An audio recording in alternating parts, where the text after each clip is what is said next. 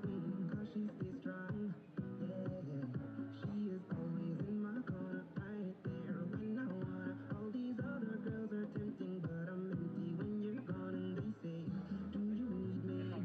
Do you think I'm pretend? Do I make you feel like cheating? I'm like, no, not really, 'cause oh, I think that I found myself a cheerleader. She is always right there when I need her. Oh, I think that I found myself a cheerleader. She is always right there when I need her. Hi.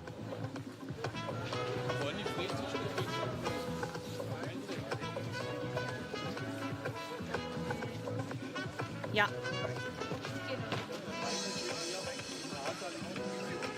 Ja, ich habe das bekommen und gelesen. Alles klar. Ja. Danke. Bis später.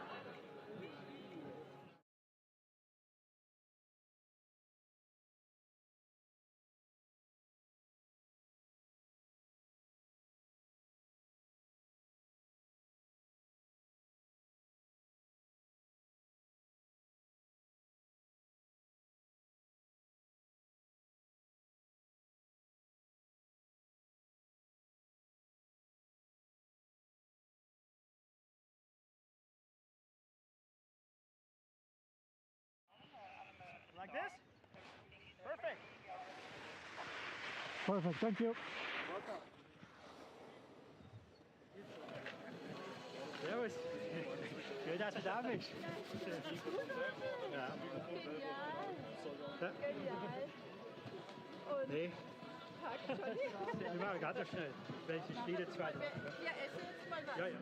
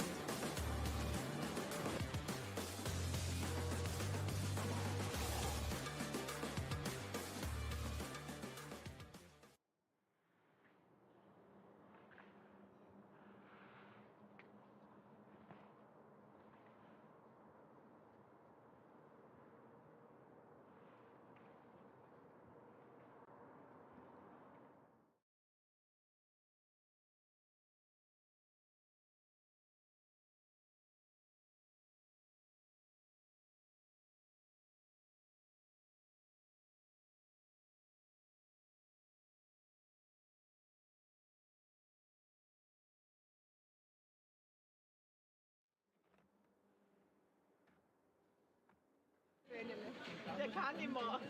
Ah, Der kann nicht mehr mitfahren. Go for gold, Magdalena! Sonst bringen wir die große Fahne. Schwingen. Baghdad, New York. Here's a global DJ. Moscow, Memphis, Cape Town, Dallas, Welcome back, folks, to this second run of the men's and women's slalom here, coming to you from Feldberg. You're on board with FIS TV this afternoon for the second part of our presentation of today's Para-Alpine event. First of three slalom races to be held here in the Schwarzwald, so in the lower end of the Black Forest. Normally a bit more snowy at this time of year, but like many of the lower altitude resorts, Feldberg is suffering from a shortage of snow. However, on the race hill right behind us here, or right behind our technical delegate here, we have a really good racing surface. The local organisers have done a great job using their snow cannons to produce a really firm base, which is ideal for ski racing. It got a little bit choppy this morning, but considering there's only 20 centimetres of snow or thereabouts on the piste, I think we can offer them our full congratulations on being able to get this race underway. So 3 days.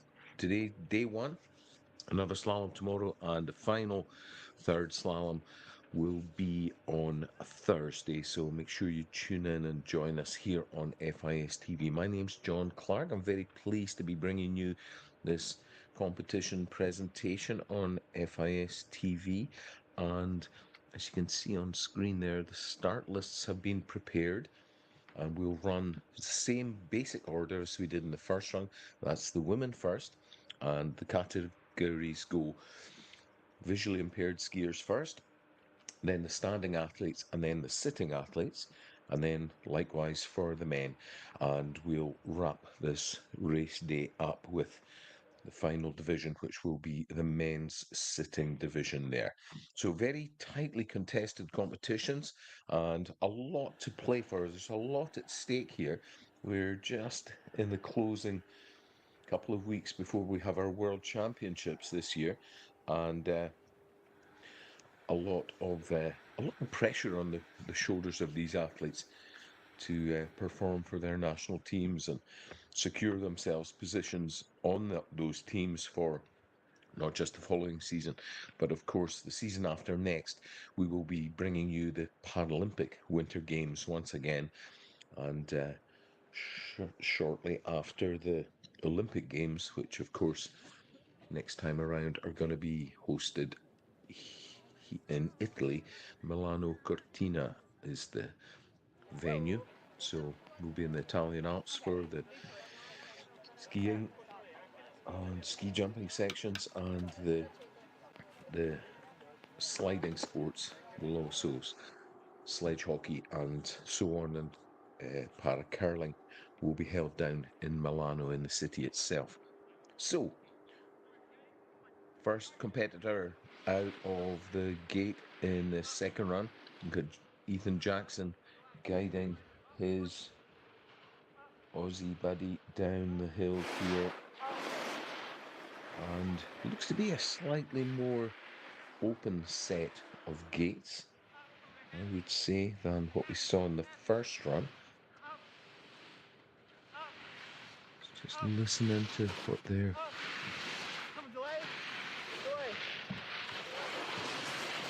getting. Good instruction, good commands, good guiding there from Ethan. 6:39 the time at the split, so about the same time-wise as we saw in the first leg of the competition. But certainly by my judgment, these lower turns are set a little trickier. So there's a bit more swing in the course, a bit more left to right. So the total time there on your screens, 1:40.87. safely down, and yeah, she quite rightly looks pleased with that effort. Get that pole plant in there, all important to stabilize the movement from one ski to the next and that transition from turn to turn. So a solid technical performance. Maybe a little more risks, a few more risks could have been taken by Georgia there, but straight away we've got Magdalena Klusak pushing out of the gate ahead of her compatriot Olivia Golas, Polish pair.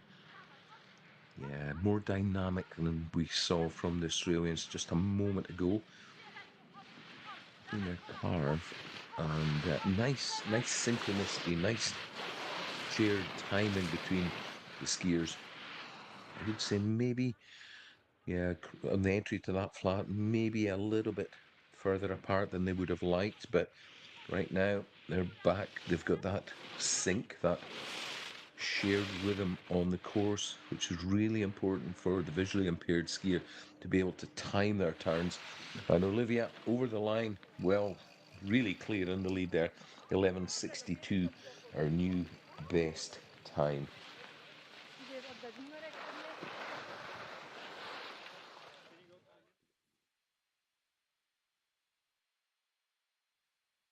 Really good look at the importance of how the guide has to operate, checking over her shoulder there, just double checking the distance. It's all very well sort of feeling or hearing how far behind your athlete is, but that visual check, super important with this, as many turns as you can manage. So Sofia Polak guiding Alexandra Rixova here, as Slovakians. The competition heating up a little more now. And Latvians, yeah, really putting down a much more aggressive run. The clock confirms that. 6.52 the advantage at the split. So barring some kind of catastrophe down the bottom section here, they should go clear into the lead. Through that final verticale, over the line, 7.89 clear. Slovakia lead from Poland, from Australia. Yeah, big double high five there between the girls, and quite rightly so. That really was a solid run. Really good guiding, really good skiing by the pair of them. Let's see it in the slow-mo.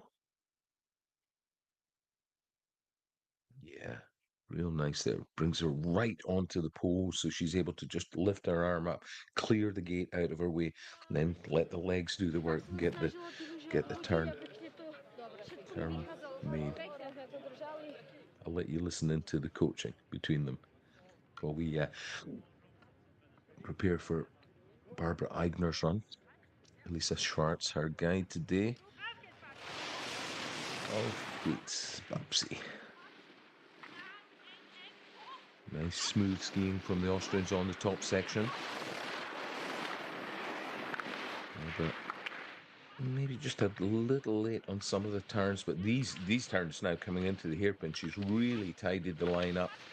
Very, very solid skiing from the two of them. 800s to find though. Punchy run by the Slovakians. A bit of pressure on here, I would say. The verticale, those three vertical gates, but it's not enough to hold on to the lead. So, Rixova turns the tables on Eigner. And we have Slovakia leading from Austria ahead of Poland.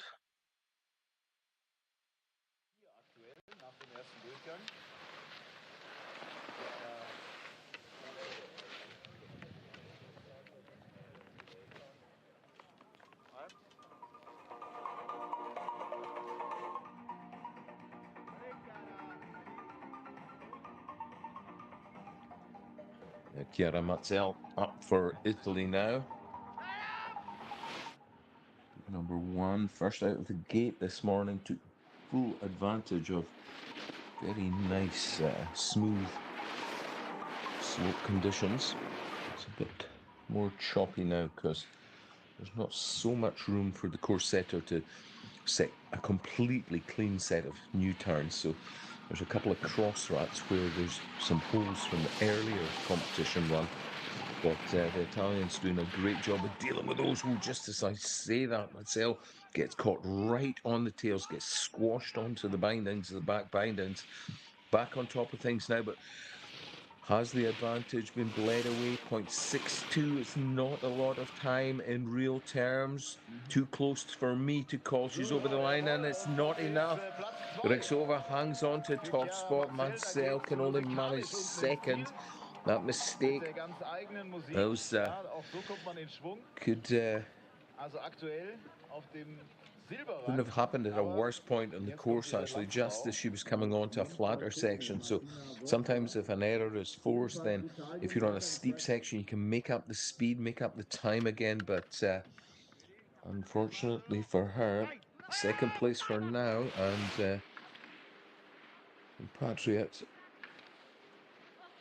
Chiara Marcel now on course. So final competitor in this women's visually impaired division, and I hate to say, but the Italians sort of losing connection with each other there. They're pushing. They know they can't afford any mistakes. They've got time in hand, though, 1.68. They're a very, very healthy advantage. No need for them to try too hard. They just got to keep clear heads here, ski a solid tactical final third of the course, and the victory should be theirs. Here comes the verticale. 1, 2, 3 short turns, then one looping curve over the finish line. And I think there's a little frustration there, but ultimately Martina Vodza can be pleased with herself and with her guide's efforts. That really was enough to take the victory here in day one of Feldberg's women's visually impaired para Alpine World Cup competition.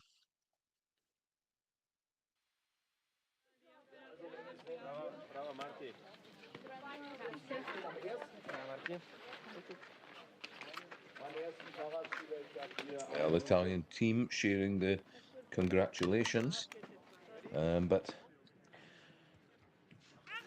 will it be enough?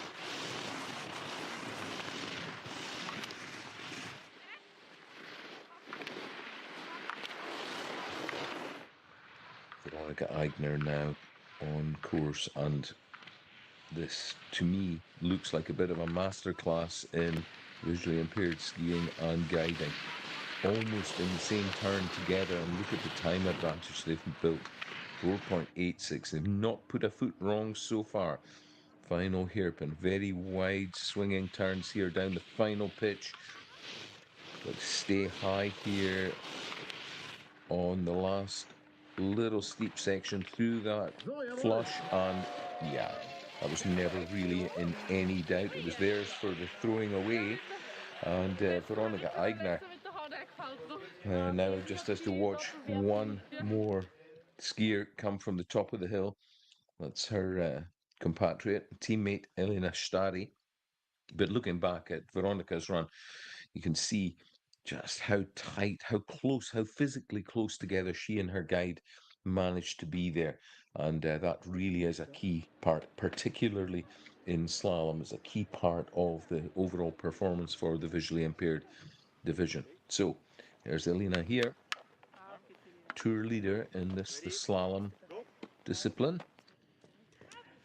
Josepha Arnold, her guide, pushes out. They've got a little bit of time in hand, but they'll have seen and they'll know that their teammates have done a stellar job there. So I think what I'm trying to describe is being demonstrated very, very well on screen. Elena Stari going right to the limit. She just so close to falling there, like right on the tails of the skis. And again here, digs in really deep as she comes over this final rollover steep here all the way now to the finish line. Got to keep the line high, got to keep it clean. Oh, got to make every single gate. That was so close to a straddle, but ultimately it's not fast enough to take the victory. Veronika Eigner takes the win, and there'll be maybe a question for the race jury to decide whether or not she actually straddled the final blue pole of the Verticale. But up here on the top, as to say once again, this really was a class performance by the Austrians.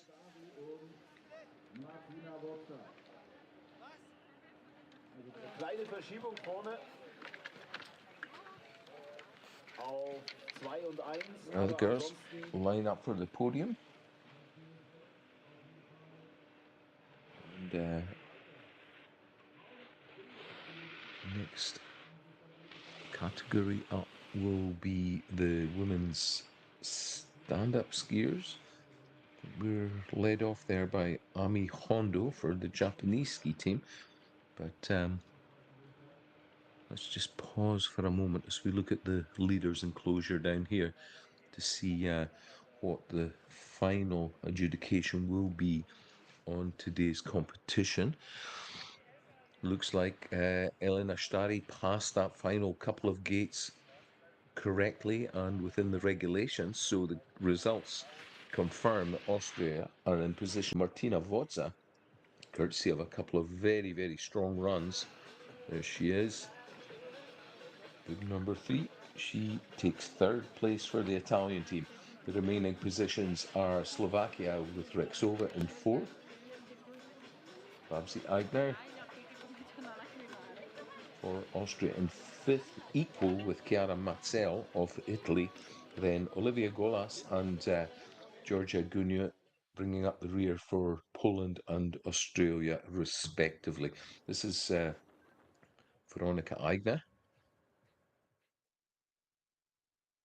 in slow-mo action, showing the cleanest and quickest set of turns here in this second run. A proper second run charge, I think you could say there. Put the pressure on her younger teammate Elena Stari, and nonetheless though, strong showing from the Austrian women with 3 of them there in the top 6. Veronika and Elisabeth, that's again a very tight race with Elina and Vanessa. How was it for you today? The slope was not so easy, the course was not so easy, but it's a nice race, and I'm happy to be fight with Elina for the first place. And yeah, the time is very close to Elina, and yeah, it was a very good fight. It was funny, but not easy. Same question, you can answer auf Deutsch. Die Pisten waren nicht leicht, der Lauf natürlich auch nicht, war sehr drehend. Es hat mich aber voll gefreut, dass mit der Elina den ersten Platz kämpfen dürfen. Ja, es war auf jeden Fall nicht leicht, der Zeitrückstand ist jetzt nicht gerade groß. Aber wir haben auf jeden Fall Spaß gehabt und ja, wir hoffen, dass wir morgen genauso angreifen können. Congratulations. Well, in the athlete's own words, and the important part, you maybe missed there, what they said there just at the end. Tomorrow's another day. We'll see what the fight's going to bring then. So the intensity of this competition will only increase across the next couple of days here in Feldberg for the women's visually impaired competition after such a close run race. Only 3/10 separating positions 1 and 2. Now, staying with ladies, and this time we've got the stand-up skiers. Ami Hondo for the Japanese ski team. First out of the gate. Big push off that single pole and straight onto that right ski for that first tricky blue gate, which looks like the course-setters used that first gate to try to move them away from where the old ruts were. So one of the other German coaches today has set the second run, Ackerstrom. The local lads with good slope knowledge, good decision by the race jury to get them to use that local knowledge to good advantage and make sure we have a solid and safe pattern of gates for the skiers here. 2019. Tough for the local organisers, not a lot of snow here in the Schwarzwald, but enough to get Ami Hondo down to the bottom of the hill safely. 1:30.49, the early pace set by the Japanese skier, and she'll be followed now by only 4 more girls left standing at the end of this morning's first run. So say tough conditions to get the race off. Very little snow cover, almost all artificial snow, and tough set of gates, I would say as well. It's really a proper World Cup level competition we're seeing here today. Claire Petit on course, LW2 skier for the Netherlands. Threading her way through these blue and red gates over the split time, 2.88. The advantage. She's built on her advantage from the first run, so good solid skiing, keeping a really direct line. Here's this final 3-gate verticale. Just steps in time for that final open gate and goes into the lead. No surprise there. 3.54 seconds had advantage over Ami Hondo. And we watch Aurélie Richard pull. Well, Aurélie Richard is on course. We take a quick look back at Claire Petit. There's Aurélie Richard now. Slightly delayed pictures, so we'll pick her up halfway down the course, I suspect, just a moment as we jump back to the live action. The clock runs on from where it stopped at the end of her first run. 39.89 her time for the first run. So the cumulative time, the total time that you're seeing on your screen there is her real time. So Aurélie now over the final roll through that double gate. Stay forwards, keeping the weight moving towards the finish line here if you can on these final few turns. Nice job in the flush and solidly and safely over the line. 6.21 into the lead. Claire Petit demoted to second. Ami Hondo now down to third.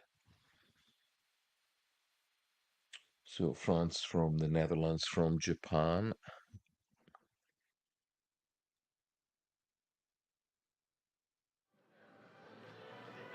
Yeah, big smiles. Quite right too. It's a solid run. Really dynamic skiing from Aurélie. Local favourite and the tour leader. So Anna Maria Rieder, successful slalom skier so far this season on the Alpine World Cup Tour. So she wears the red leader's bib. And nice and tight to the gates. 6.5. She's more or less doubled her advantage from the first run. Just to keep it solid, and with that left side impairment, it's a tough call on this hill for her, but she's too is now safely over the line. Not quite as quick as she was on the top section, but it's still enough to put her into a pretty commanding position, I would say. She's 1.10 ahead of Aurélie Richard, and only one competitor remains at the top of the hill. We've got Ebba Arsjo from Sweden to come, and Anna Maria, looking at these slow-mo pictures, making a really clean job of these middle turns. It's tough, as I say. You can see on her left leg there, you can't stand as heavily, as strongly as you can on her right, and because the hill is always moving to the right, that is even more of a disadvantage for her. So Ebba in contrast, has her impairments more on the other side, so she's maybe at there's less of a hindrance there, if you like, purely in terms of what the hill has to offer. Her factor, so her time handicap, if you like, doesn't give her much over Anna Maria Rieder. So Ebba really has to push things to the max here, take as many risks as she can. Despite having that big healthy advantage, 4.16, she knows she has to keep her foot in the gas all the way to the line. There she goes, really, really solid skiing. Took all the risks that she needed to, but just kept it just within control. Very well measured run, I would say, there by Arjo, and that really neat ski puts her into top place, and she will take the win and the 100 World Cup points here in Feldberg today in this first of the 3 slaloms. All smiles, and quite rightly so. No bad luck with bib number 13 for her today. So there's the confirmation. 1, 2, 3, 4, 5. Arjo for Sweden from Rieder, local favourite. Orly Richard for France in 3rd. Claire Petit of the Netherlands in 4th. And Ami Hondo, our sole Japanese skier in the women's division today, sits in 5th. And there's the podium. Official awards. Aber hier unten nochmal ein Blick auf die stehende Kategorie, auf die Stehenden mit der Siegerin Eva Asche. Souverän.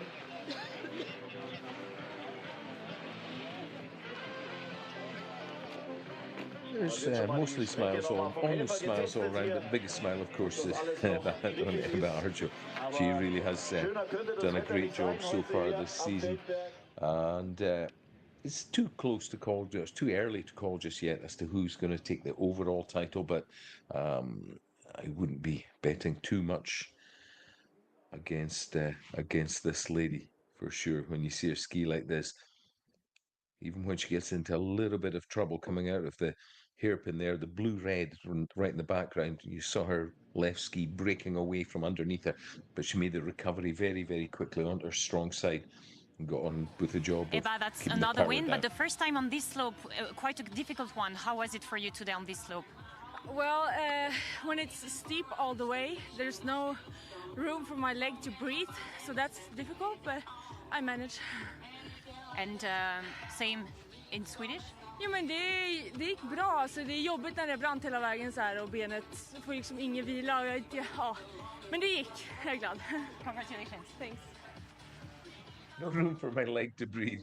Yeah, it's non-stop. It's unrelenting start to finish. And full congratulations to each and every one of the ladies so far in the standing division.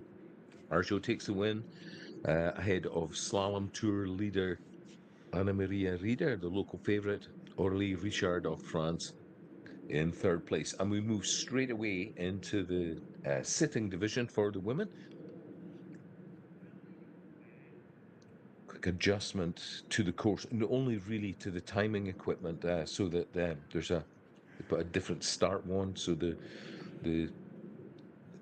pole that switches the timing on or starts the clock running has to be moved a little bit higher up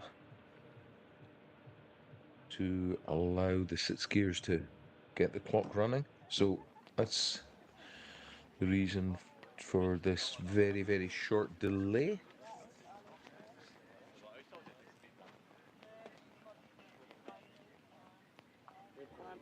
Mish Bidot there, just getting ready. She looks pretty psyched up, ready to go. French team will get proceedings underway here in a moment. There you can see on the right side of your screen on the white pole, just as the start referee closes the wand there, you can see they've got the set of switches that's higher up, and Mej pushes through those through that start wand. Clock starts running, picks up from where she left off. 54.35 her time from the first run, and France get us underway for the sitting section of this women's competition here in Feldberg.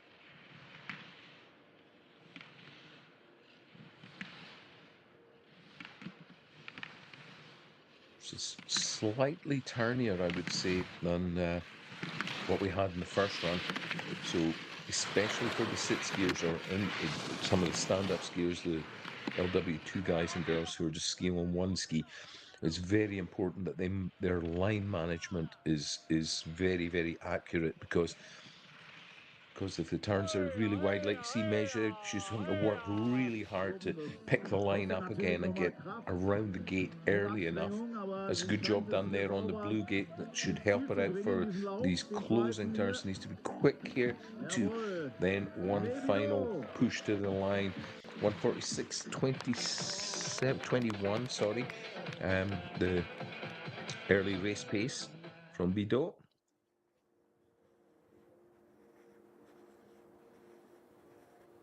Yeah, real good skiing up the top. Just maybe just a little bit late on the exit from this hairpin that she's in just now, but all in all, a solid couple of runs this morning, and I think we'll be able to see her let the brakes off and maybe take a few more risks in tomorrow's second race. Confidence is king in this sport. It really is. You really need to be able to trust in yourself, trust in your equipment, trust in your abilities to be able to tackle these courses full on. As we've heard from the athletes themselves, this is a really steep hill. You get a good impression of how steep it is here. A little flatter section just coming up as we're watching Netta Kiviranta. But there's no real respite. The course still swings quite a lot left and right, even going across this relatively flat middle section just before the split time that she's crossing now. But then pretty much straight away after this next red gate, here we go. You can see there, boom, straight onto another steep pitch that brings her all the way down to the finish area. So no room, there's no easy section on this course. It's work from one edge to the other, constantly, non-stop from the moment you push out at the start gate till you get the finish. Here comes this last 3 gate vertical combination. Ooh, just runs it the right side of the gates and no more. So Kiviranta goes into the lead with 1:16.95, 50.53 total time for the first run. 16.95 total time, and she's 3.52 ahead of French skier Mej Bidot. So next up, here she is, Annalena Forster. Ash. Auf geht's, says Ash. Nice, simple, let's go. That's a German ski technician there at the top of the hill, sending his athletes off with solid words of advice, words of wisdom, I could say. Annalena getting stuck into this. It really is such a slightly built athlete. It's amazing the pressure she can develop between her and the rig and the ski. And these short turns. It's only about, I would estimate some of the gates are just a little under 10 meters apart. So there's not a lot of time to switch from edge to edge. So therefore, the skier has to try to develop pressure as quickly as possible. Press forward and down onto the ski. Use the shape of the ski to load the whole system up, load up the suspension, develop that turning force, switch it across and do it all again the other side. Annalena Forster gives us a pretty solid lesson in skiing, though, I have to say, and earns herself yet another victory. That red tour leader bib is staying on her back for the rest of the season, I think. Certainly, barring some kind of disaster here on home snow in the next couple of days, I think we can see another couple of victories coming out of Annalena. Look how aggressive she is and taking those gates. Right, watch this one, right, boom. A little bit measured there on the blue-red double, but the couple of gates before, you can see, look at the scuff marks on her helmet. She's taking those right across her chest, right across her helmet. This is a full contact sport here, slalom skiing at this level. So confirmation, there's your top 3. Annalena Forster, local favourite, winning in 1:22.76, comfortably ahead of Netta I'm sorry, Kiviranta, Netta Kiviranta, our sole Finnish competitor in today's competition, and Frances Mej-Bido is in third position. That completes the podium for the women's sitting competition.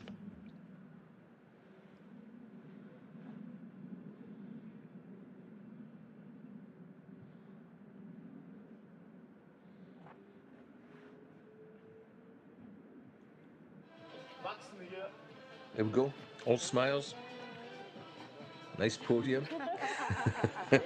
And once again, the biggest smile of the lunch belongs to the winner, and quite rightly so. Great skiing from Annalena Forster. Really good work from the German star. Just having a look at the course here, this shot gives you a really good example of what I've been talking about. You see this wide corridor, and then these gates that we'll see in the slow-mo, how far across the hill they have been set. Annalena mastering them extremely well, though. Look at the aggression and commitment that there is in each and every one of these turns. Just goes in there, full body contact with the gates. No hesitation. Let's hear what she has to say. Annalena, that's quite a special day for you today. You're coming back from a concussion first, and then it's the first time you're racing at home in front of your public.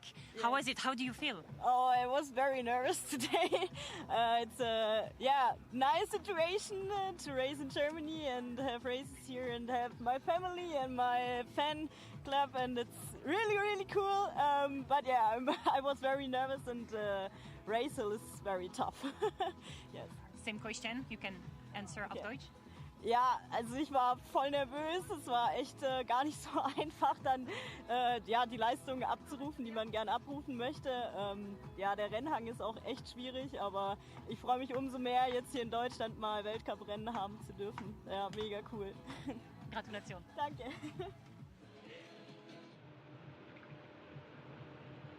Schwierig. There's a great expression.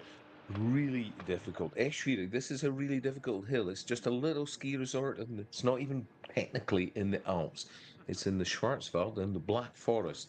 But boy, oh boy, has Feldberg ever delivered a tough hill for the ladies today. So, fitting then that a local skier should take the victory in this women's sitting division. But straight away, we're going to get back in amongst the action with the men's visually impaired skiers, and we're going to stick with the German team because Alexander Raun, there he is, bib number 25. He'll be the first to get us underway. Just waiting for the word from his guide, Jeremias Vilk. He's just off screen. There he is, with a yellow guide bib on. The couple of different colour choices, because certain visual impairments, some of the athletes find it easier to see or to get a feeling for where an orange coloured bib is or a yellow bib, that sort of high vis colours. So down to the choice of the pairing themselves. And Jeremiah's doing a good job here. He's moved things up a gear, I would say, from the first run. So really putting the hammer down and making Alexander work to stay right in his tail. Keeps the rhythm going. Great skiing on these lower stages, really straight towards the line, cutting that final turn off. 121.04. Now, Mingyu Huang, the Korean skier who's about to come, has an advantage, obviously. We're going in reverse order from the first run. Has an advantage over Alex, but only 500. So I think we saw there a kind of textbook tactic delivered by the Germans, saying, let's put some pressure on these guys who are coming behind us, try to force an error, show them what we've really got. And that was a far stronger run from Raun than it was than we saw earlier this morning. So you'll have to wait and see if it's enough to try to overtake the Koreans.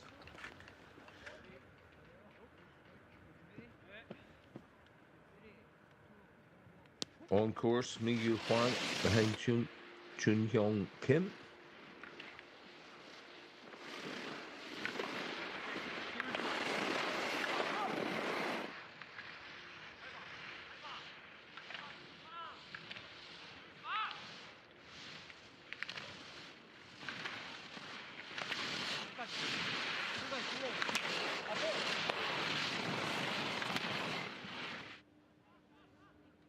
excuse me, sorry, a little technical issue at my end here, but the Korean lads are still going strong here on the lower part of the course, and they've built on the advantage they had. I was thinking that maybe they hadn't taken enough from the first run, but this should be good enough to take the lead. Yeah, 1.08, the gap now opens up. Mingyu Huang ahead now of Alexander Ran. Korea lead from Germany.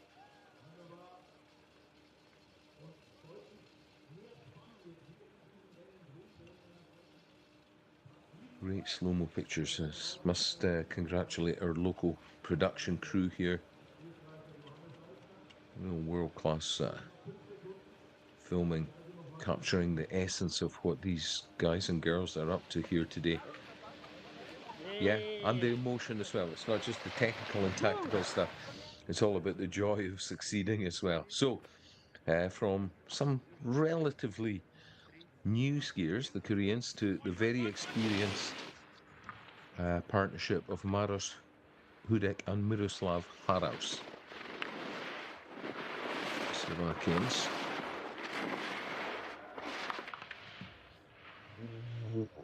They don't just got caught on the tails and ran late. You can see just the gates that are disappearing off the picture. You see how wide across the hill they are.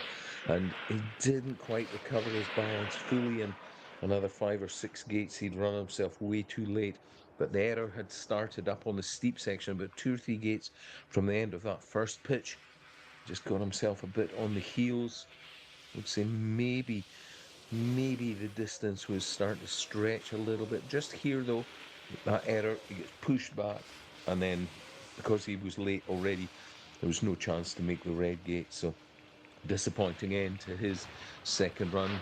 He's the first does not finish in the second run for the men.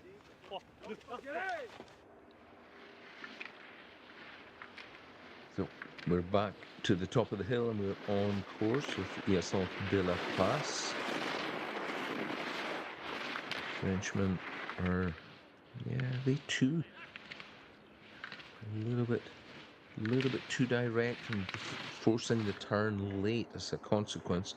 They've managed to get through this middle section safely though, and with 1.91 of an advantage, with as I say, barring some kind of catastrophe down the bottom section here, they should be okay to take the lead here. Let's hold on. Here comes 1, 2, 3 short turns, one longer turn. Over the line he goes. 2.26. France going to the lead ahead of Korea and Germany. Yasson de la Place, a very, very solid run there. Look back at their early or top 2 or 3 gates. You see there, he's right on the limit, having to make recoveries. No question about his commitment. You know, they push things right to the limit, the pair of them.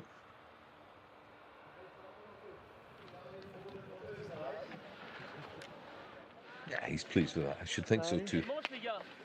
Quite right. So we got Giacomo Bertagnoli next. Yeah.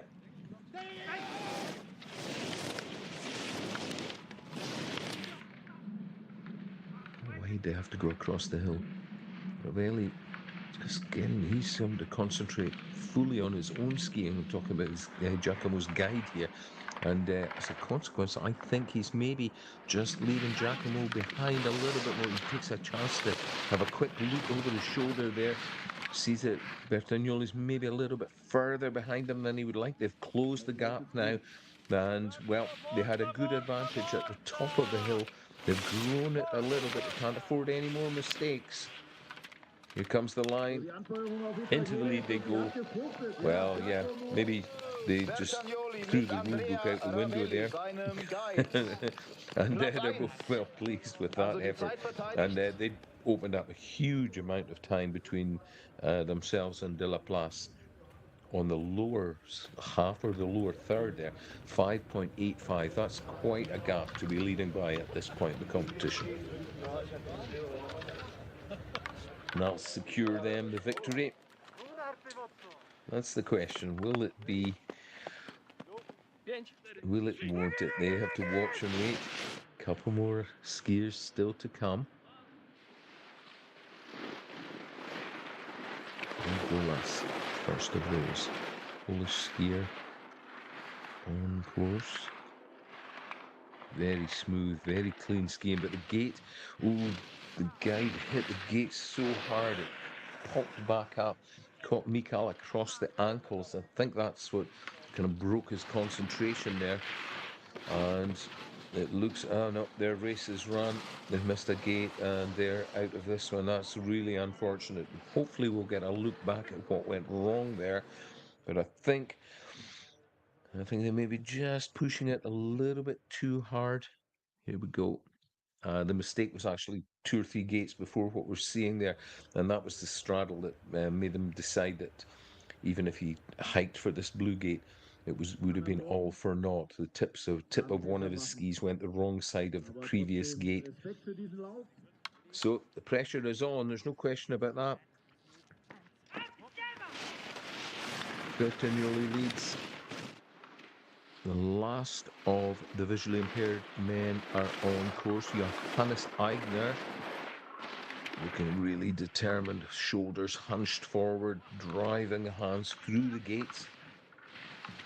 Keeping those guards up, keeping the rhythm going. This is really clean, as well as committed and strong skiing. This is very, very clean. One small mistake just while I was saying that, but it's not... I don't think it's going to have cost them too much. 1.09 the gap. And it's a green light for them at the split. Here's the final few turns. Surely it's a win for Aigner. They lost some time, as we suspected. But 0.77, the green light stays on. And Austria take the victory in the shape of Johannes Aigner for this men's visually impaired Slalom World Cup in Feldberg.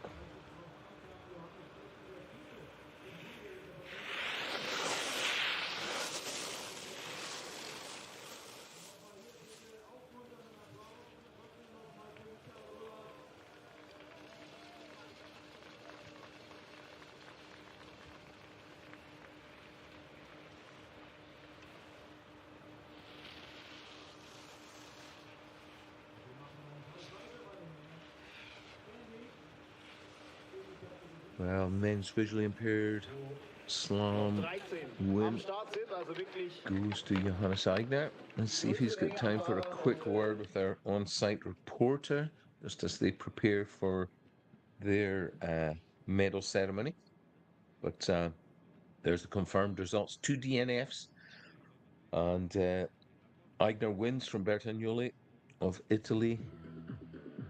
Italy doing a pretty strong showing here today with Giacomo Bertagnoli, and then France in position number 3 with Iasol de la Place, completing the podium there.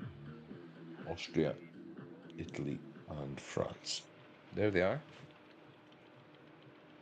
The sun beginning to sink a little. That's good news for the course workers, because colder temperatures through the evening will help them keep slope in good shape. Nico Haberle and Johannes Aigner standing in the middle there. Great pairing, very, very successful. Let's hear what Johannes has to say. Oh, don't know if we're going to have time to hear from him. But here's a quick look back at what ultimately was the winning run here this afternoon in Feldberg. Aigner, hunched forward, driving the arms through the gate, keeping the balance, keeping this momentum moving forward all the way through the turn. Course is getting a little choppy, even for elite skiers like Johannes this. And Nico, that's tough. Another win, but the first time on the German snow on this quite difficult slope. How was it for you today? Yeah, the snow is difficult and the run was much turny, but we have made the best and we are very happy. And we will see to the next days how is the course set. Yeah, as Johannes said, first run was good, second run was difficult because it was very turny, but we are very happy and hopefully we can get this pace tomorrow. Same question, du kannst auf Deutsch antworten. Die Pisten ist definitiv nicht einfach. Es radert sehr aus. Das ist trotzdem dann ein bisschen schwieriger, überhaupt auf dem Untergrund. Der Schnee ist sehr aggressiv. ja, wir werden sehen, was die nächsten Tage bringen von der Kurssetzung her, und ich glaube, heute haben wir einfach das Beste daraus gemacht. Ja, wie der Johannes gesagt hat, also erster Lauf war gut, zweiter Lauf war schwierig, weil es sehr drehend war, aber wir haben das Beste daraus gemacht, gut davor nochmal trainiert und hoffentlich können wir das morgen genauso sagen, was wir heute gesagt haben. Schwierig. We're hearing it all from practically every single one of our, in every one of our winners' interviews. This is a tough hill. The set is difficult. The second round, as we've been saying, is very turny.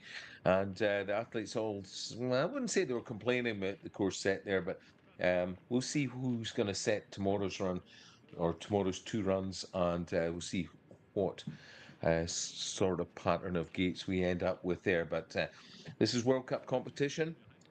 It's as tough as it gets. Simple as that.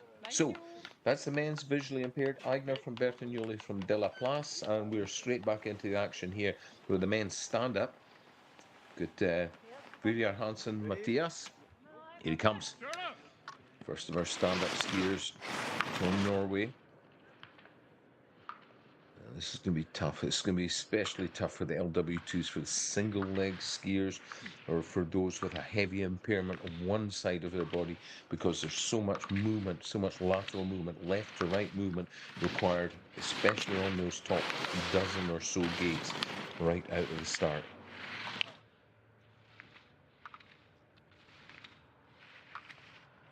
A little twisted as he comes over that last crest, but recovers it well through that hairpin nicely. There's a verticale, and then it's the finish line. Well, there's your early pace, 1:18.59 for Matthias. Quick look again at these top gates. The first couple of turns aren't so wide. We've jumped a little bit further down the course, but it's the following 10 or so gates on that first pitch that really test the athletes right from the get-go. Let's see how Davide Bendotti does. He's the first of our LW2s, single leg skier, so you really get a greater impression of how much he's having to move from side to side as the course makes him swing across the hill. Because look at the angle he's having to make on that single leg. That really is tough, but that's absolutely excellent skiing from Bendotti on that run out onto the slightly flatter middle section. Right, 9-0, his advantage. Split. So has to keep this going steady. Not far behind the guy who's going to come next, 2.19. That was a rock solid run, I would say, from Bendotti. He's got to be pleased with that. Aggressive right from the get-go, and all important for the LW2s. It's so important to hit the first couple of gates absolutely precisely, get the line absolutely right. I think he'll be pleased when he does a video review of that run with his coaches tonight. Jean Demage here for the French, another LW2. He makes slightly heavier work than Bendotti does of the first few gates, and his advantage from the first one, remember we were running in reverse finishing order from the first run. It was only 0.22 of a second. I think some, if not all of that, well some of it, but only 500s actually. Maybe being a little bit too harsh in my criticism of his skiing. Little mistake there. No, this is going to be super close by the time he comes to the line. It's only 4 gates to go. 1, 2, 3. One more turn. Runs it for the line.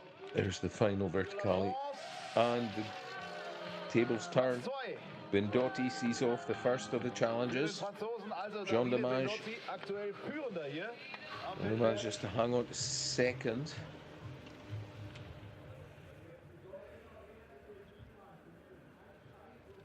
We saw 1 or 2 mistakes there, but really on the lower part he seemed to run out of steam a little. He put a lot of energy into the top section. Let's see what Christoph Blitzner can do. Another LW2 single leg amputee. He's got 0.69 of a second as his advantage over Bendotti. Oh, cracking turns here. Look how deep and how powerful he's getting onto that ski. Being on his left leg, remember we've discussed this already, the slope is left foot bias, so he's able to make strong turns on his left leg, which kind of helps him more on this particular slope. Taking risks as well, that's an all-important part of the combination. Going for the line, surely the leaderboard will change. Yes, look at that. What an advantage he's carved out for himself. 1.56 now. He could well see off some of the following competitors. Looking at him out of the start. Really, really good. So committed to these top turns. Really set the scene for how he was going to ski the remainder of the course. Powerful move from one foot to the from one edge to the other. Sorry, you know, almost jumping the ski completely off the snow between turns there. Yeah, a lot of work done in the gym this summer, I guess. Christoph, congratulations for that one. Manuel Rachbauer now for the Austrian team.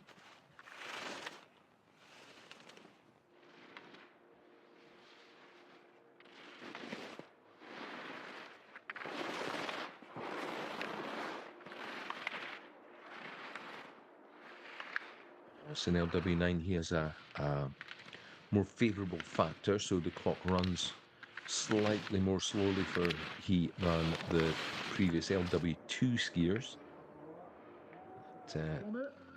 Factoring is designed to level out the time difference across the different levels of impairment for the athletes within each of the classifications. Looks to be safe here for the finish line. The clock ticks on though, and the green light turns to red. Rachbauer unable to capitalise fully on his strong first run from this morning, and he lets Glitzner hang on to the lead. So Germany lead on home snow here from Manuel Rachbauer, who we just saw a moment ago, and Italy's Davide Bendotti demoted now to third. 5 down the course safely so far in the standing division.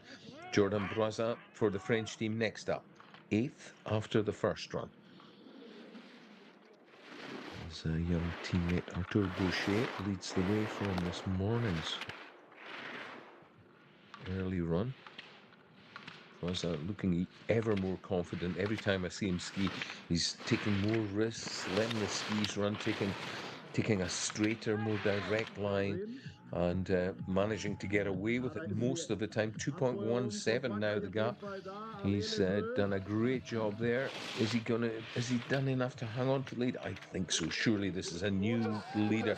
Yeah, 3.11, opening the gap up now. So the leaderboard changes once again, and it's Brazat's turn to be all smiles in the finish area.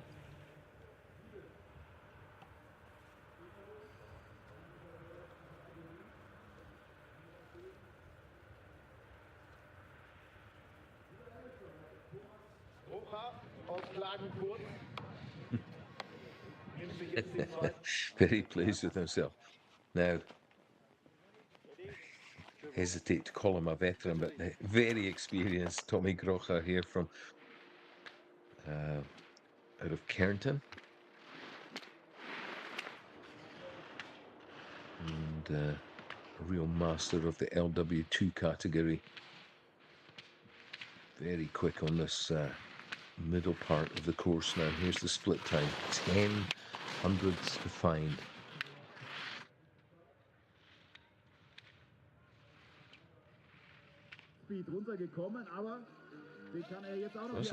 I have to say that risk-taking that the Frenchman demonstrated looks to be pretty strong. Tommy Grocher can't answer it. 0.67. Big shrug of the shoulders and frustration showing there in the finish area, I would say. But not very sure, to be honest, what else we could have asked of Tommy there. Maybe just taking a couple of extra risks on those top tourney gates, but again, that's part of the challenge, particularly of slalom and giant slalom, is just deciding how much respect to give the hill, how much space to take around each of the turns, because if things go wrong, they go wrong very, very rapidly, especially for the LW2s. Very little chance for the single length skiers to be able to pull off a big recovery. Jules Segers now for France.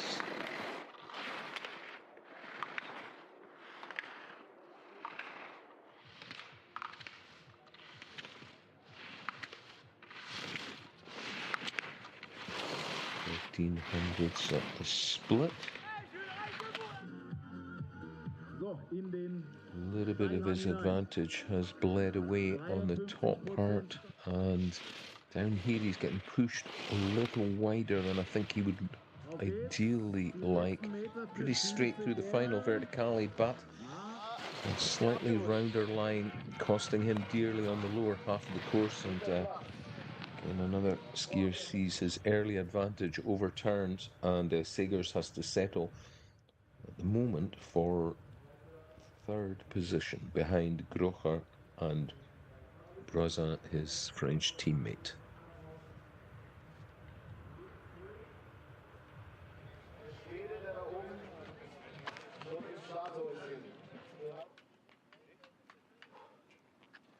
Aron Lundström next for the Swedish team.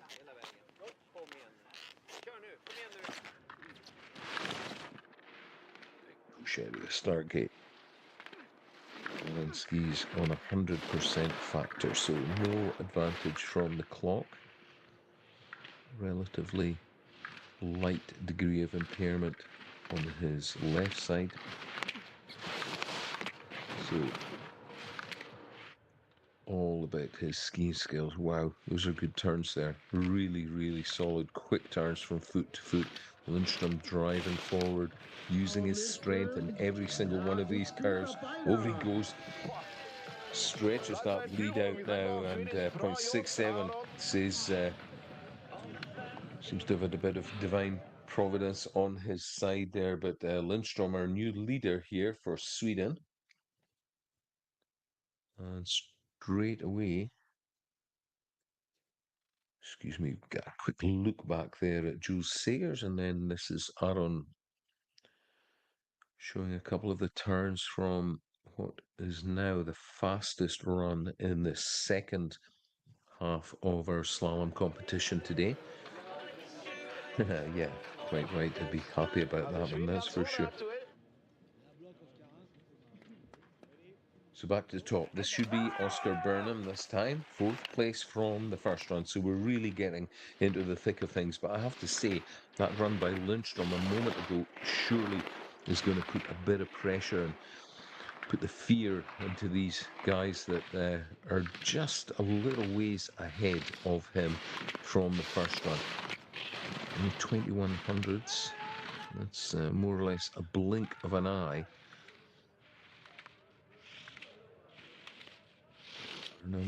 Has to work hard here all the way to the line. 3, 2, 1, and over he goes. It's not enough though. Lundström's second run charge keeps him in command of the competition. So Lundström from Burnham from Brazin, Sweden, France, and France.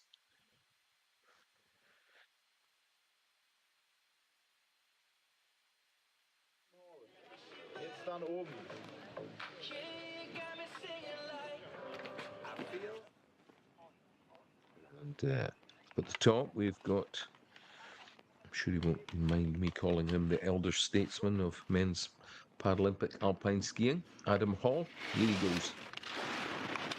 Such a smooth skier. His timing really is immaculate.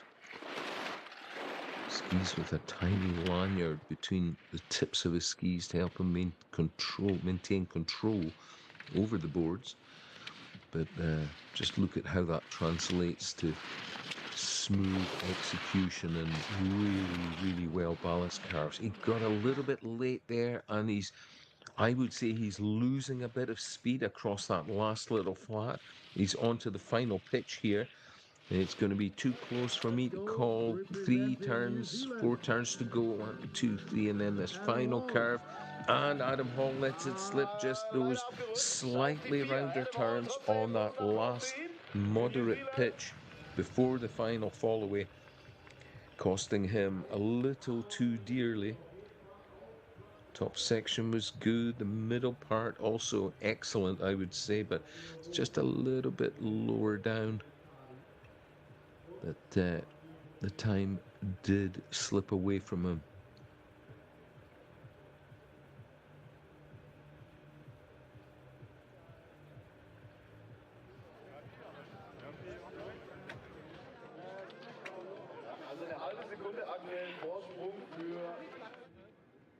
Cheers, Adam. Big wave. Pellizzari now for Italy. Our second last competitor in this men's standing division. He will be followed by France's Arthur Boucher, our leader from this morning's first run.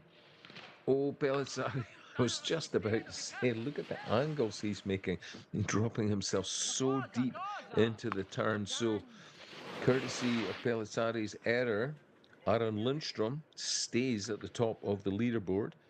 Burnham in second, Braza in third, with only one competitor remaining at the top. It's not going to be a French clean sweep of the podium, that's for sure, but they could have three in the top four if Arthur Boucher, our next skier, is able to repeat his performance of this morning. Here he is. Young lad, but a very, very mature, very measured approach to his skiing these days. Off he goes.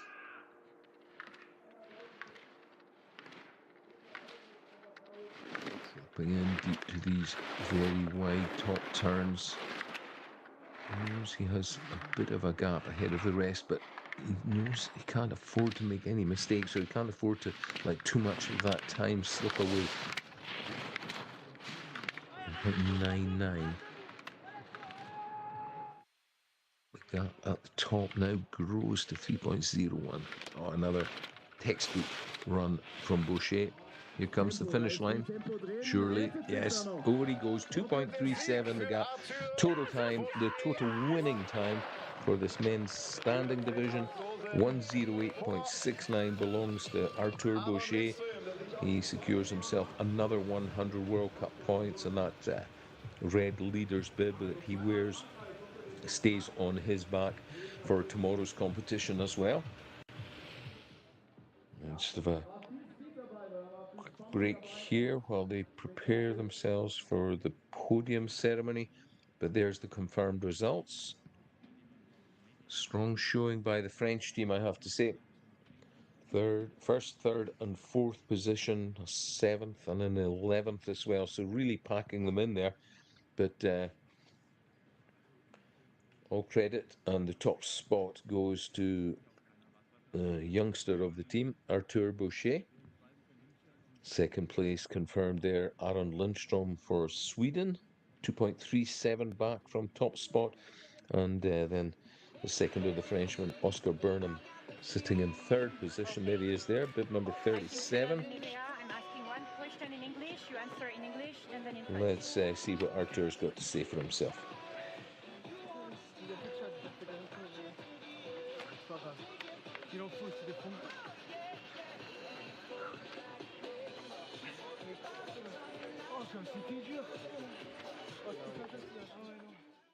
We'll get a quick look at his slow-mo replay first, though. Really digging in here with full commitment. Look, he almost gets completely buckled over. Last year, that's by the another force. win, but the first time on this slope, which is a quite difficult one, right? Can you tell us how it was for you today? Yeah, the slope is really difficult, really steep, so yeah, the pitch is really hard, but the snow is great, really great. We have a good organization, so thank you to Feldberg, and yeah, it's really great and so good to have this podium with my teammates. It's crazy. Même chose en français.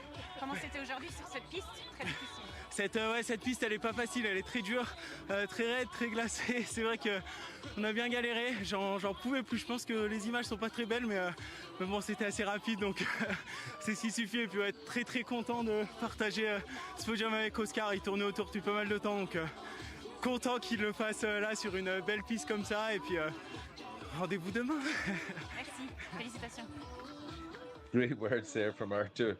He was saying in French as well, it's great to share the podium with his teammates, but he's also saying a big congratulations to the local organisers for preparing such a demanding but very, very well prepared hill for this World Cup slalom competition. So hopefully we'll be back to Feldberg. Of course, we'll be back tomorrow, but we're not done today yet. We've got the men's sitting division. 6 athletes completed the first run, and first up of those will be Magnus Valo Balchan of the Norwegian team. Here he goes. So the final countdown, if you like, the last category of the day. We've seen the visually impaired athletes and the standing athletes. The remaining 6 male seated athletes take their chance on this piste in Feldberg. Every single athlete in every interview has said it's tough in whichever language they've been speaking it. But Feldberg almost claims another victim. Balcon pulls off quite some recovery there, lays the rig completely on its side, manages to get the ski back underneath his body. Another big check there, but he's battling on. Smooths it out here a little bit. These choppy ruts are going to cause all sorts of problems for some of the faster guys, I think. Anyway, 1:18.40, the first time set by Balkan. 1 minute 18 seconds, .40. You see there just how aggressively the ski digs into these ruts. Let's see how Dino Sokolovic, a Croatian skier, gets on. Super strong guy. Greater degree of impairment. It's obvious to see. So his factor, the time factor, helps him a little more than Balkan. But ultimately, for me, this is all going to be about who chooses the closest to ideal line. Because getting offline in these ruts will be a real difficult thing to recover from for the sit skiers. Skolovic doing a great job so far, keeping it solid. Steady, consistent skiing, I think it's fair to say from Dino. Maybe holding a little in reserve, but it's got him safely to the line. It's N3, but oh my goodness, just outside. Just held back just a little too much. 200s. That's a pretty tight margin. That's cruel stuff, this sport. It really is. Less than the blink of an eye.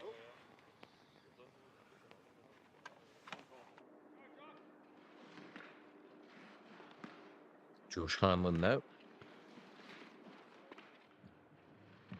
Australian sit skier. His rig and ski engaging well, but not as cleanly as perhaps it might. Right at the very top of the turn, he's taking 1, 2, 3 little bites at the turn, but he's managing to keep a really direct line, and consequently he builds his advantage. 5-6 at the split to the good. Couple of turns still to go. Here's that final verticale. Over the line he goes, and we have a new leader. That really was a good run. Some of the best. I've said this already about him today. He's hit a really good run of form. His first run, for sure, it's the best I've seen him skiing. I think the second run is probably right in the same category. You can see, look at the expression on his face. There's a lot of commitment being delivered there as well. Really getting stuck into these turns. It's a really tough sport. You really have to bring the fight to the mountain, as the athletes say themselves. And for sure, there'll be fireworks here. Jesper Pedersen failing to grab the ideal line on this top part of the course. Smoothing it out now as he comes to the slightly less steep section through the middle part. As the clock say, here comes the split, 0.52. So built himself a little more time.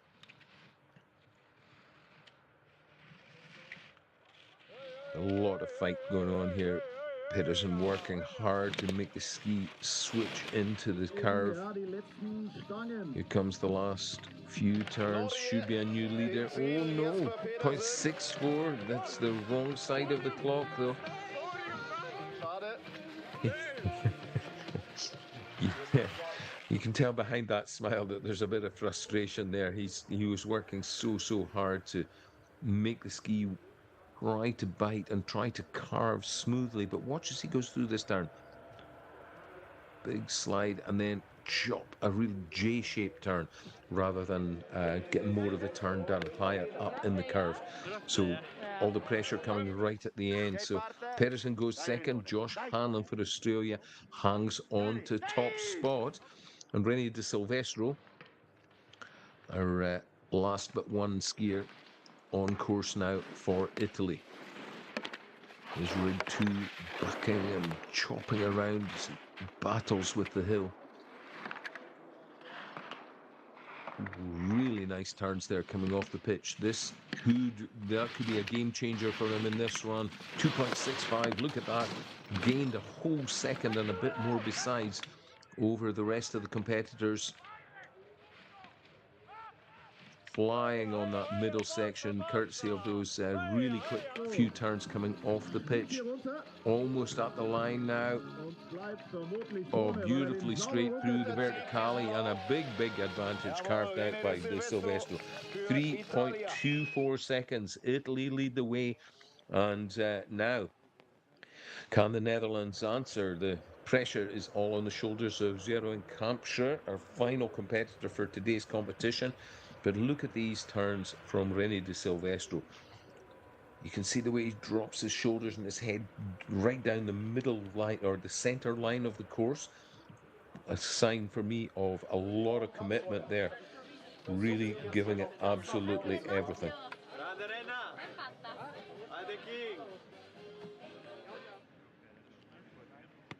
I'm sure. Last man on the hill today. Here he goes. Dynamic skiing as ever. Such an exciting athlete to watch. Switching from edge to edge in the air. A few of these turns, giant slalom especially, really lets the skis fly. My goodness, these are absolutely perfect turns coming off the ski. Well, no surprise there. The 0.27 advantage he held at the top doubles up to 0.48. There's a couple of big checks, though. He did well to hang on to that, but how much time has it cost him? Get his foot in the gas here again, though, for these final turns. Surely Kampschreur, over the line he goes, and it's another victory for Kampschreur and the Netherlands ski team. Yeah, he knows that was well earned. That was a hard-fought victory. You could tell he knew he had to put something special down. A couple of mistakes made, but the recoveries came really quickly. Quick look back at his run. Perhaps we'll see, this is where he makes a big recovery. Look at that, right on the tail of the ski. Just manages to get his shoulders up and forwards to help him switch on to the right, to the left edge for the right foot turn, and just made that blue gate by the skin of his teeth. But what skiing that was from Kampschreur. A well-deserved victory for the Dutch ski team. Silvestro, with a stellar run, takes second place for Italy. And Josh Hanlon, one of the best days out on the hill I think I have ever seen from the Australian star. So a very well-deserved third place for him. Spare a thought for tour leader Jesper Pedersen. He's in fourth. But we'll all be back to fight another day tomorrow. Hopefully we'll get a word with the lads here, and as we see confirmation of the standings. Yeah, everybody agreeing there as they chat amongst themselves that this was a tougher hill than anybody really expected. It's not the biggest mountain in Europe by any manner of means, but a very difficult, challenging World Cup slalom competition for each and every one of the categories today. So congratulations to all the women and men here on the Para Alpine I think that's Tour. quite an important win today before the World Championships, right? For sure, it's good to have some some good races before the World Championships, and I mean, it was hard. The course is quite aggressive, it's quite carnage if you look at the sit-ski man. It's everywhere, it's quite steep, and it was a tourney setting, but yeah, I'm happy we managed to win it. Same in... Zeker voor het wereldkampioenschap is het echt heel fijn om in een goede mood te zitten en wat goede wedstrijden te skiën. Het was een moeilijke run, veel bochten en agressieve sneeuw. Maar we hebben gewonnen en daar gaat het om. Ik ben erg blij. Top. Congratulations. Thanks. Yeah, congratulations, and that just remains for me to sign off. Thanks for your company here on FIS TV today. It's been a very exciting first day of competition here in the Schwarzwald, in the Black Forest, southern edge of the Black Forest. We're in Feldberg now for a couple more days, 2 more slaloms to come. So please join me, John Clark, at 10 o'clock local time tomorrow, 10 o'clock Central European time. And we'll be back here on the German snow for more slalom action. Thanks for your company today, and that's it for now from FIS TV. Congratulations to all the winners, and commiserations to those that didn't make it, but tomorrow's another day. We'll all be fighting again on the same hill. We'll see you then.